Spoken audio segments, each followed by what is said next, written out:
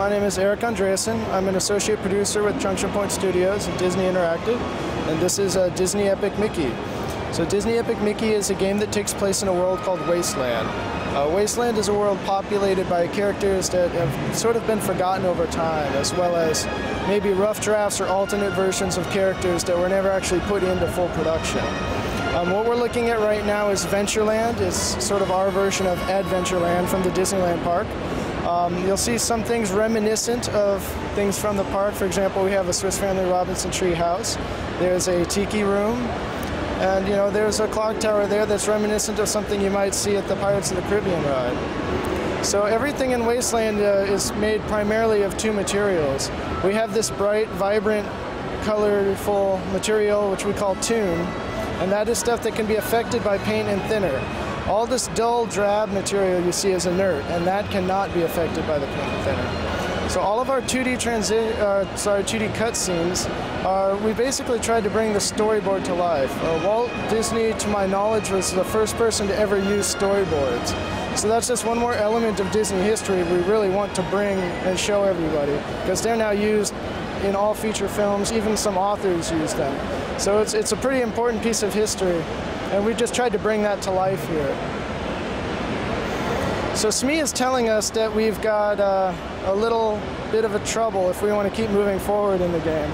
So he said that all the pirates have fled Skull Island, which is sort of a nod to Skull Rock from Peter Pan, because there's a machine there that's turning them all into robot monsters. So if we want to progress forward, we need to fix the gate that they broke when they fled in order to move on.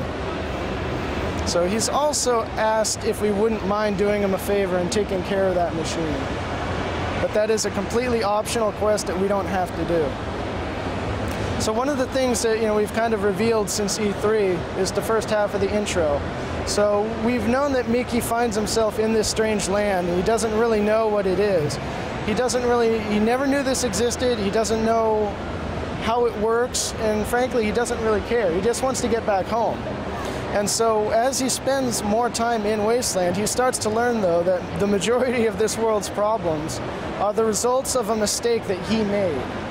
So it kind of becomes as Warren put it once, actually, which I thought was a great analogy.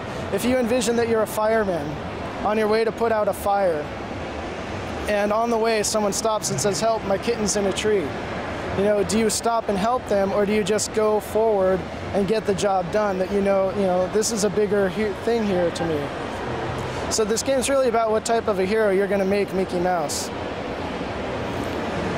So another huge element here, as Damien Salt will kind of show, is player choice. I mean, this is a Warren Spector title. This is, it's not as much fun to watch characters make your decisions for you on TV.